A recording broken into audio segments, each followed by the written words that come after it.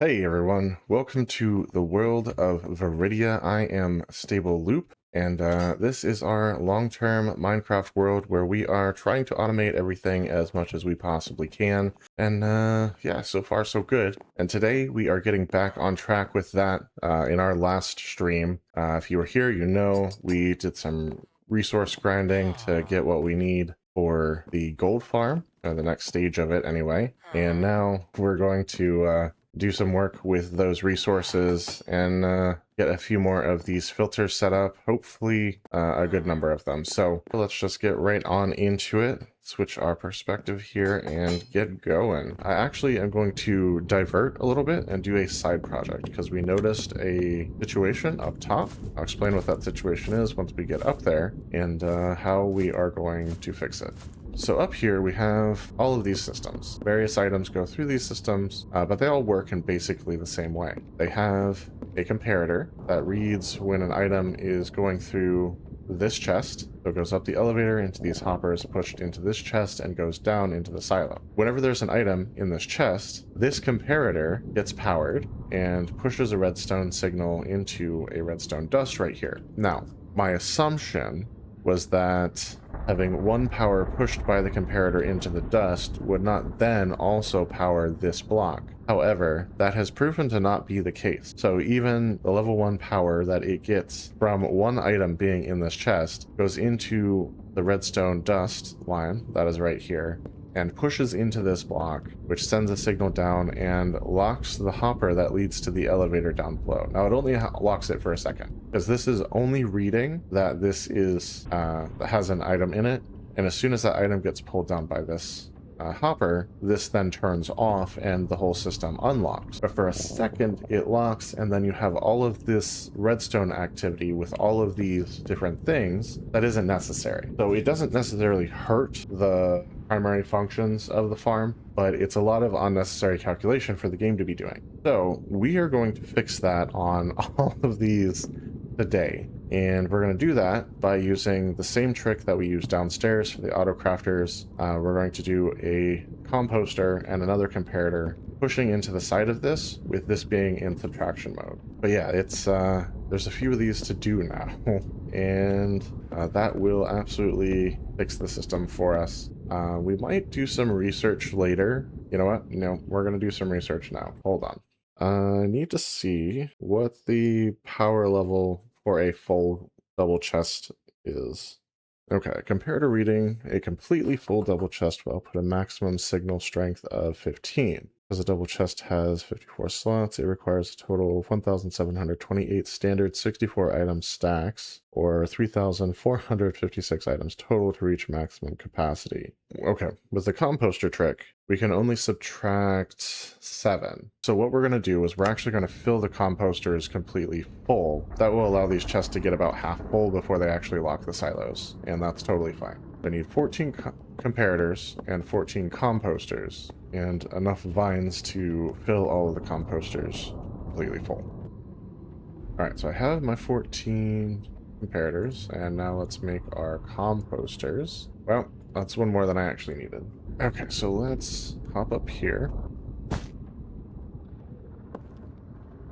Alright, so this is a pretty easy thing to switch out here. Put a comparator there, composter there, and then I just need to switch this comparator into subtraction mode. So now, whatever the power level is that this is reading from this, it'll push into here, and that number will be subtracted from whatever this thing's power level is. And if it's negative, it's effectively 0, so this won't output any power until the number exceeds whatever this power level is, which this one should be 7 when we're done. Now we need to fill this. I need to get this to level 7.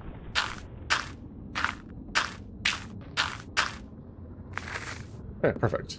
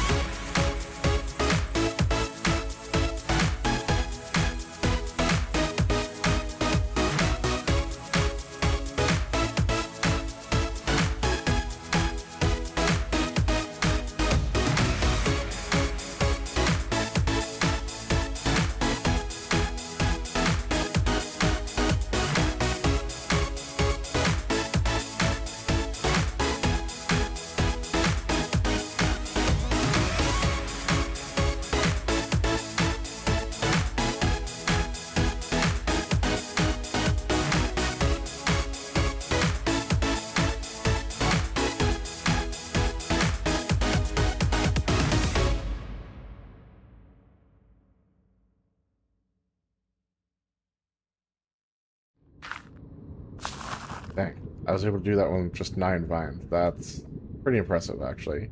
Alright, and I just need some brown wool. Then we can finish out that fix for all of our systems. And I almost didn't even notice that it was raining. But there you go. If you are someone who watches frequently, there is tradition fulfilled for you. Take this down with us, and back down to the nether we go. Let's pop in here, do this last one real quick.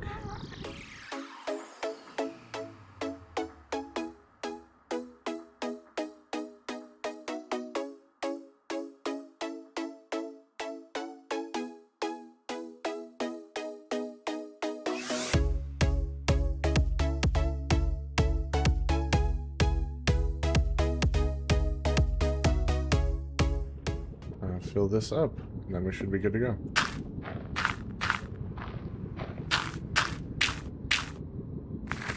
Okay, so all of those are set up now. So when we put items through the system, it should not have that locking every time an item comes through. It won't be until this chest is about halfway full that it'll actually trigger this comparator and switch the signal on this torch. And that is the behavior that we want. It sucks that we had to add the extra system because it is a little bit of an extra quartz expense, which I was hoping to avoid. Do what you gotta do, right? So that fixes all that. So thank you guys for watching. Hopefully you guys enjoyed the episode and the building and stuff here. I'm actually proud of us tonight because upgraded all of the other systems so that their locking system doesn't get triggered with each item that goes in the silo. And that's going to save a whole bunch of lag and stuff when this whole thing is running all at the same time. I think we did excellent, and we're very close to having all of the individual items done. And then it'll just be installing the filters that send items to the other buildings before we can start building those buildings, which is kind of crazy to think about. Thanks for watching, and seems like the loop is stable, so we are going to let it run. You guys have a good night, and I will see you in the next cycle.